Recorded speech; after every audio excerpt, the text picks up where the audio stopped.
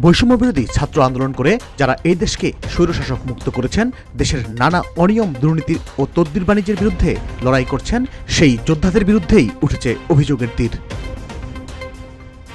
বৈষম্য বিরোধী ছাত্র আন্দোলনের সহ সমন্বয়ক খান তালাত মাহমুদ রাফি বিভিন্ন সমস্যা নিয়ে তদবির করে 4 মাসে 32 কোটি টাকা আয় করেছেন বলে খবর প্রকাশ করে একটি অনলাইন পোর্টাল।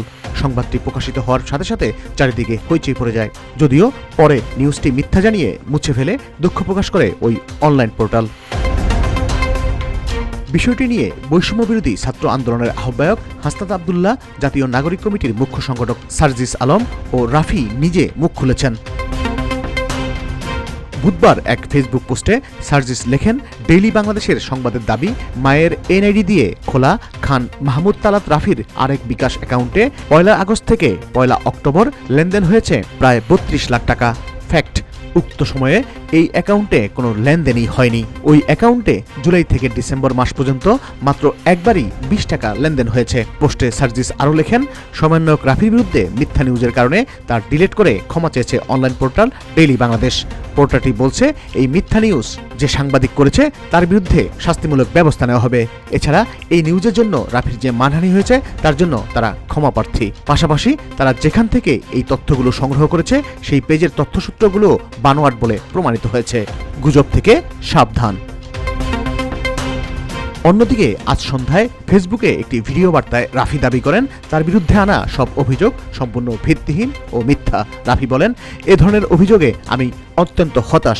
আমি সবসময় আন্দোলনের মূল নীতির প্রতি বিশ্বস্ত ছিলাম এবং আমার বিরুদ্ধে যে অভিযোগ আনা হয়েছে তা নিছক একটি ষড়যন্ত্রের অংশ। ভিডিও বার্তায় রাফি আরও বলেন, প্রতিটি অভিযোগের সুষ্ঠু তদন্ত হওয়া উচিত এবং ষড়যন্ত্রকারীদের শাস্তি নিশ্চিত করা উচিত। এই বিষয়টি নিয়ে কথা বলেছেন বৈষম্য বিরোধী ছাত্র আন্দোলনের আহ্বায়ক হাসনাত আবদুল্লাহ। বুধবার রাত 7টার দিকে সামাজিক যোগাযোগ মাধ্যম ফেসবুকে নিজের ভেরিফাইড অ্যাকাউন্টে কিছু ছবি যুক্ত করে একটি পোস্ট দেন তিনি। পোস্টে তিনি বলেন, এসব প্রচারণা জুন থেকেই শুরু হয়েছে।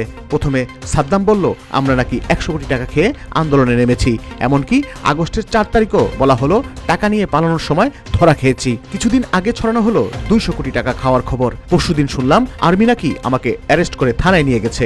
একটু আগে দেখলাম তালাত রাফি 32 কোটি টাকা খেয়ে সাবার করেছে। নাম সর্বস্ব একটা নিউজ পেপার কোনো সোর্স ছাড়া নিউজ করলো আর আমরা সবাই বিশ্বাস করলাম। চলতে থাকুক এসব গুজব, অপপ্রচারের সাথে লড়াই করেই হাসিনার পতন করতে হয়েছে। আমরা মেনে নিয়েছি এই লড়াই আমাদের নিয়তি, এটা চলবে। শুধু একটাই প্রশ্ন, হাসিনার সাথে যারা আপোষ করে নাই তাদেরকে তথ্য প্রমাণহীন অভিযোগ দিয়ে বিতর্কিত করলে কাদের লাভ?